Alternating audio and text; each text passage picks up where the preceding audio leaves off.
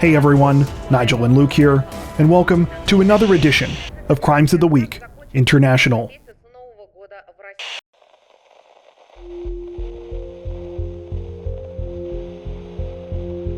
A 33-year-old Indian man reportedly found himself in hot water on more than one front recently, after he allegedly tampered with his passport as part of an ill-considered plan to hide his previous travel history from his wife. The whole thing took place sometime last week when the man in question, logistics operator Tushar Pawar, arrived at Mumbai International Airport. The 33-year-old was traveling with a client and was supposed to be headed for Bangkok, Thailand. However, his plans took a major detour as soon as immigration officials got a look at his passport. Upon closer inspection, they discovered that several of the pages were glued together, while others had been replaced entirely. When asked about this, Pawar did not have a satisfactory explanation. The truth eventually came out, though, when the 33-year-old apparently admitted that he had deliberately tampered with his passport in a bid to hide his travel history from his wife, specifically a number of trips that he had taken to Thailand with his friends in 2023 and 2024. Well, he may have temporarily been able to get away with lying to his wife, but unfortunately for Pawar, it now looks like he's been thoroughly busted. Not only was his ridiculous scheme exposed, but tampering with a passport is illegal, so he was also arrested on charges of violating the country's Passport Act. Unfortunately, sources don't mention what kind of legal penalties the 33-year-old could be facing, but whatever happens, I imagine on top of it, he's going to be getting an earful from his wife when he finally gets home.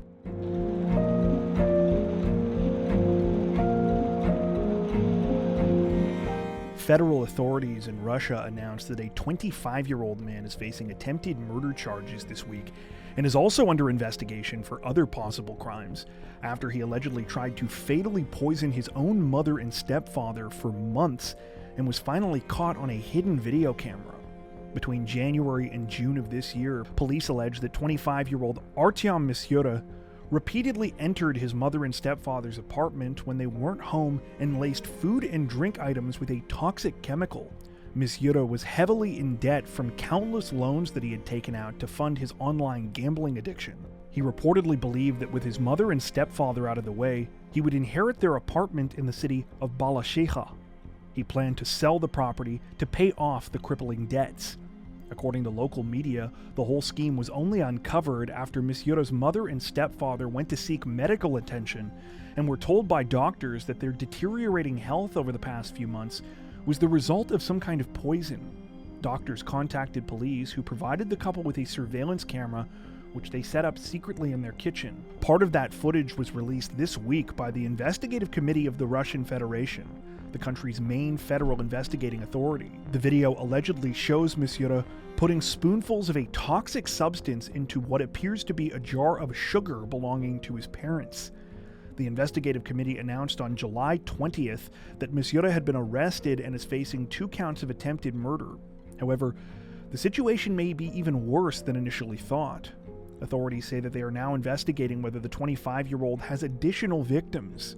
At the beginning of this year, Misyura's girlfriend was reportedly also hospitalized with symptoms of poisoning. While she was there, the 25-year-old allegedly took out 2 loans in her name, each for 300,000 rubles, or about $3,500 US. Then there was Misyura's grandmother, who apparently died unexpectedly in April. At the time, it was believed that her death was due to natural causes, but police say that they are now looking back into the case, especially because Misyura borrowed money from the elderly woman prior to her death. The 25-year-old claimed it was for a car, but never returned the cash. The disturbing situation is still under investigation.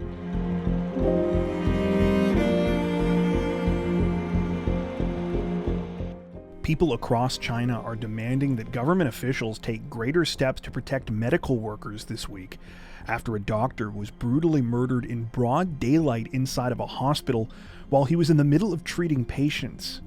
The disturbing situation unfolded sometime after 1 p.m. on July 19th at the first affiliated hospital of Wenzhou Medical University in China's Zhejiang province.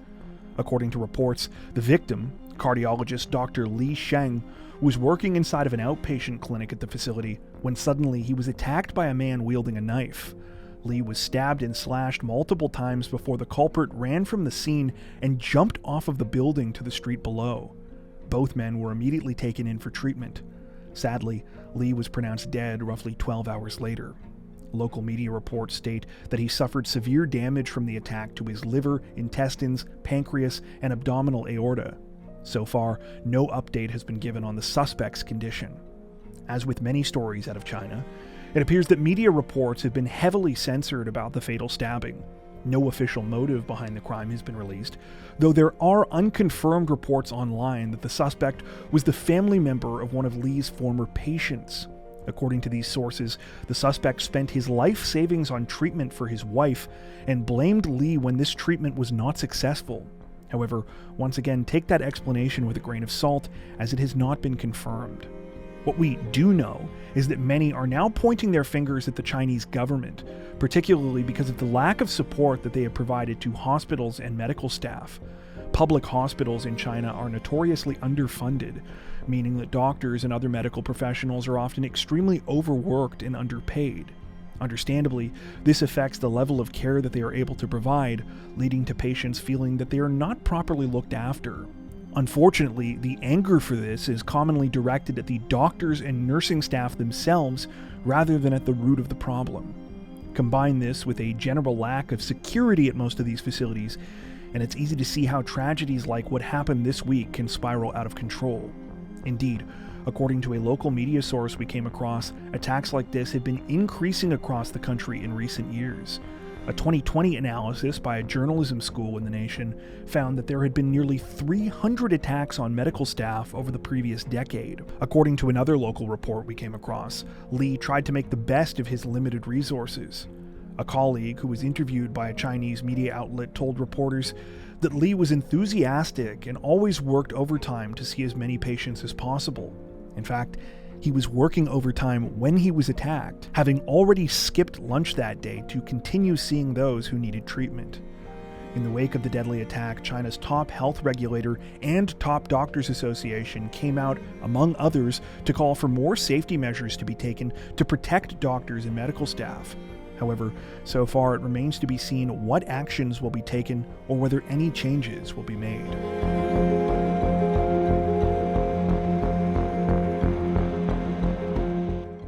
Authorities in the Uruguayan department of Maldonado released a disturbing update in the case of a husband and wife this week, announcing that more than a month after their mysterious deaths at their vacation home, there was mounting evidence that the situation was no accident.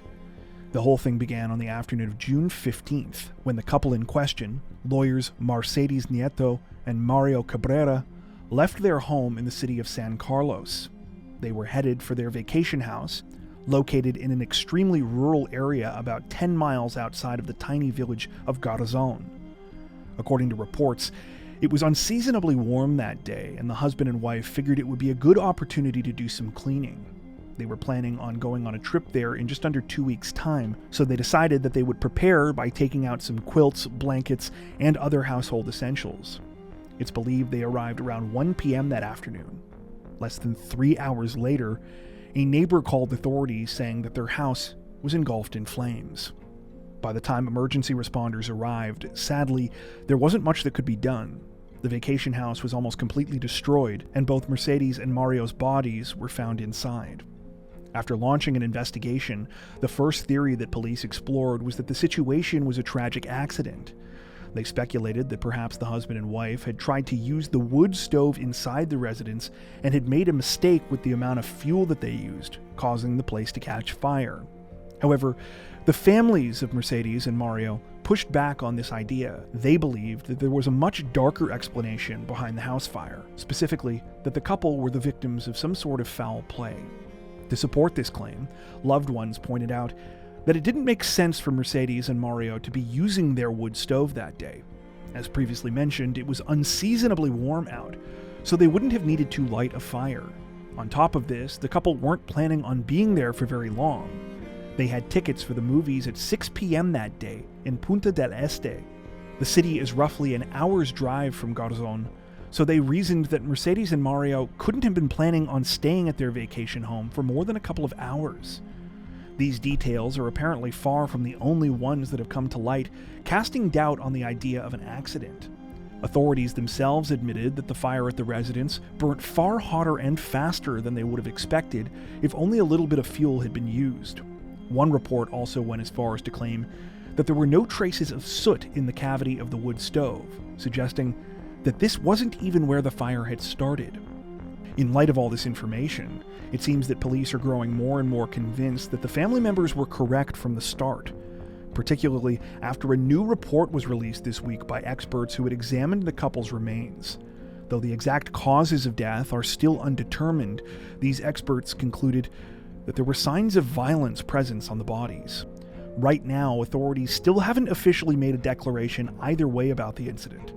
This has caused great concern from family members who are upset that they have now waited more than a month for Mario and Mercedes' remains to be returned to them. In the meantime, the situation is still under investigation.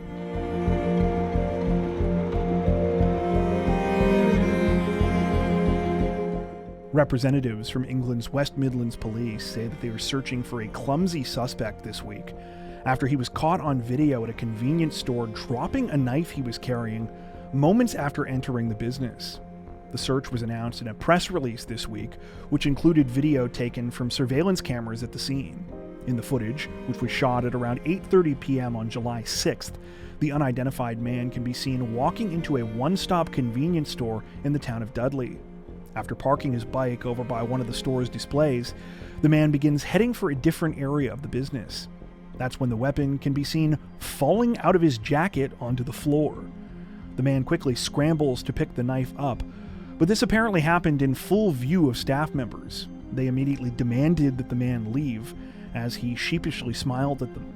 While the man's intentions were unclear, and almost no other information about the incident has been released by police at this time, it's likely that just the act of carrying the knife into the store alone was illegal. West Midlands Police are now asking for anyone who might be able to identify this man to please reach out.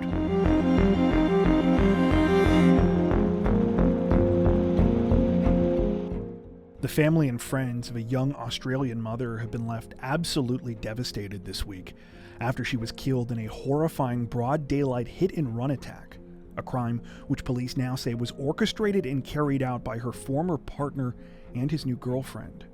The incident took place just before 9 a.m. on July 19th, when 23-year-old Kaisha Thompson went to drop off her little girl at a daycare center in the Logan suburb of Daisy Hill. Kaisha had just finished saying goodbye to her daughter and was walking home on a footpath along Alamanda Drive, when out of nowhere she was struck by a silver Toyota Prado SUV. The driver immediately fled the scene, while horrified onlookers rushed to Kaisha's aid and attempted to perform life-saving measures until help could arrive. Sadly, she was pronounced dead just hours later after being taken to a local hospital. While all of this was already terrible enough, the situation quickly got even darker when police began investigating and uncovered evidence that Kaisha's death was no accident. Surveillance footage taken from near the crime scene revealed that the SUV that had killed the 23-year-old had arrived in the area hours earlier. The person behind the wheel appeared to be familiar with Kaisha's schedule, and authorities allege may have been following her for up to 2 days before the fatal hit-and-run. Police now allege that the driver was a 24-year-old woman named Larissa Rita May Lee Sant. Sant was arrested the following day in the Ipswich suburb of Yamanto, while the vehicle believed to be used in the crime was recovered a few suburbs away in Goodna. The SUV was reportedly found with damage consistent with the hit-and-run. Not long after this, police announced that a second person had been arrested in the case, a 27-year-old man named Tyler Scott Williams James. At the same time, they revealed that James was a former romantic partner of Kaisha's and that Sant was his new girlfriend. Sant is accused of actually carrying out the hit-and-run, though authorities say that James is just as responsible for the crime and helped to plan the whole thing from the beginning. That being said, the pair's exact motive behind the horrifying murder remains unclear. Following these announcements, Kaisha's heartbroken family made a statement calling the murder a cowardly and senseless act. Her brother Kobe went on to say, quote, "My sister had nothing short of a difficult life, but in the last couple of years, she worked tirelessly to create the best life for her child, who was the absolute light of her life. "We can't stress enough, her daughter was the light of her life and we will support her throughout her whole life." They have also now created an online fundraiser to help support Kaisha's daughter. At the time of this recording, both Sant and James remain in custody on murder charges. In the meantime, police are asking for anyone who witnessed the crime or might have dashcam footage from the area around the time to please come forward. In particular, authorities want to speak with the passengers or owners of a white unbranded bus that was spotted close to the scene shortly before the murder took place.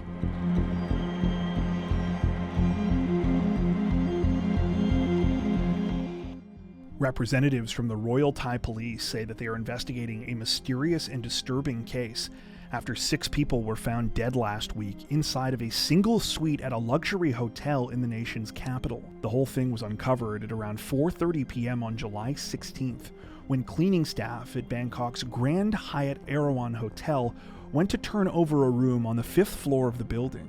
The guest in that room, 56-year-old Shireen Chong, had been among a group of 5 other people who had been staying in various suites at the hotel that past weekend. Chong and the others were all supposed to have left on the afternoon of July 15th. However, it had now been more than 24 hours and staff had never been notified of a checkout from this particular room, number 502. When cleaning staff entered room 502, they were met with a horrifying scene. 6 people were dead inside of the suite, 3 men and 3 women. 4 were found in the living room and 2 were in the bedroom. Police were called, who immediately launched an investigation. One of the first things authorities did was confirm the identities of all of the deceased. It has now been revealed that 4 of them were Vietnamese nationals, while the remaining 2 were U.S. citizens of Vietnamese descent. They were identified as 56-year-old Shireen Chong, 55-year-old Dang Hung Van, 37-year-old Din Tran Phu, 47-year-old Thi Nguyen Phong Lang, and husband and wife, 49-year-old Hong Pham Tan and 46-year-old Thi Nguyen Phong. An analysis of the bodies quickly made it clear how the 6 had died. All of them showed telltale signs of cyanide poisoning, and traces of the highly toxic substance were found in teacups alongside a large room service order, none of the food from which appeared to have been touched.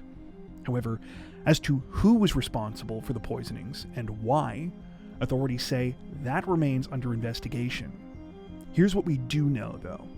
According to local media reports, all 6 of the deceased checked into the Grand Hyatt Erawan over the weekend of July 13th and 14th.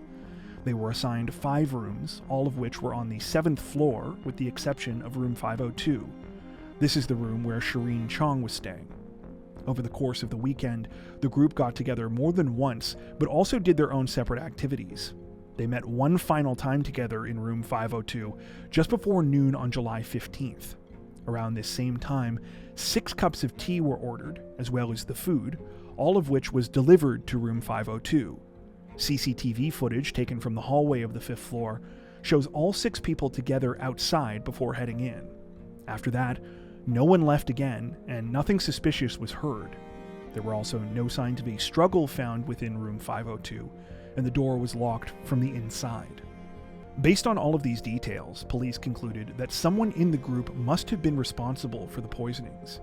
At first, they considered the possibility that the 6 had deliberately taken their lives together. However, it appears that they are now looking at the situation more as a homicide case.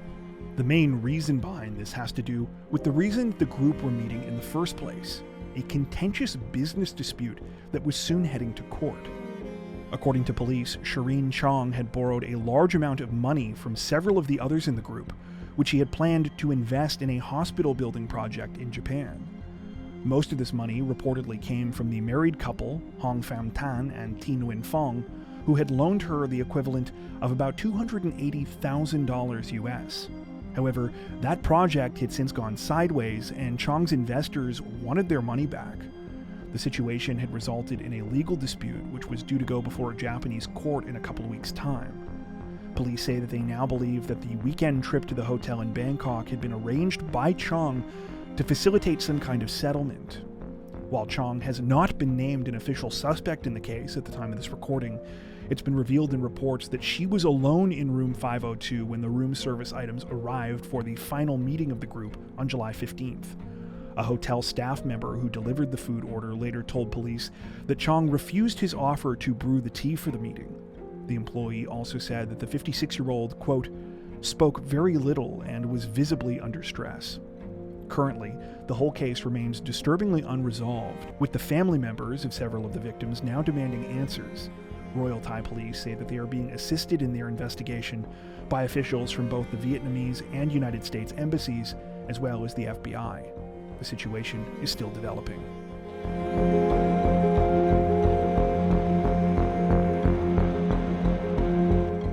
People across the country of Croatia have been left reeling this week after a military veteran allegedly killed 6 people, including his own mother, during a terrifying shooting rampage at a senior living facility. The horrifying incident unfolded just after 10 a.m. on July 22nd, when the accused gunman, 51-year-old Krejimir Pahoki, walked into the nursing home in question in the small town of Daruvar. Once inside, Pahoki allegedly opened fire on the facility's helpless residents and staff. Those who could escaped out windows, while others did their best to hide in closets or under beds. At least 12 people in total were shot before Pahoki finally fled the scene. He then walked to a nearby cafe where he reportedly caused a panic as well after pulling out one of his weapons and putting it on a table. Thankfully, though, he did not fire again and was taken into custody by police there without resistance a short time later. Sadly, it was a much different situation back at the nursing home, where emergency responders desperately tried to save the victims. 5 people were pronounced dead at the scene, while another succumbed to their injuries after being taken to a hospital. 6 other people were hospitalized, with police stating that at least 4 of them remain in critical condition. Among the dead were 5 residents, including Pahoki's own mother, as well as a 37-year-old staff member at the facility. No information has yet been released about the alleged motive behind the crime. Authorities have reportedly questioned the 51-year-old suspect multiple times since his arrest, but so far it appears that he refuses to speak to them. Currently, all we know about Pahoki is that he is a former military policeman who fought during Croatia's War of Independence in the early to mid-1990s. According to local media, the 51-year-old has a previous criminal record for disturbing public order as well as domestic abuse. The awful incident has left many across the country stunned and heartbroken, as Croatia is not used to mass incidents of violence like this, especially in places like Daruvar, which prior to this week was just a quiet spa town known primarily for its thermal springs. At the time of this recording, Pahoki remains in custody and is now facing at least 11 charges, including multiple counts of aggravated murder and attempted aggravated murder. The situation is still developing. Before we wrap up, we'd like to take a second to give a huge shout out to everyone who has made it this far into the video. Seriously, thank you so much for watching. If you found today's upload interesting and informative, we'd be honored if you'd consider liking and subscribing, as well as hitting the notification bell and selecting all notifications to stay up to date with our latest releases. If you're looking for additional ways to help support the channel, we'd love to have you join us over on Patreon. Patrons get ad-free and early access to all of our content, as well as 4 additional stories per week for each of our Crimes of the Week and Crimes of the Week International videos. You can learn more at patreon.com/crimezone, where you'll also find some of the fine folks whose names are currently on screen. All that being said, we understand that not everyone has the means to support financially, and that's totally okay. We appreciate every like, sub, share, and comment that you send our way. Once again, thanks so much everyone, and take care.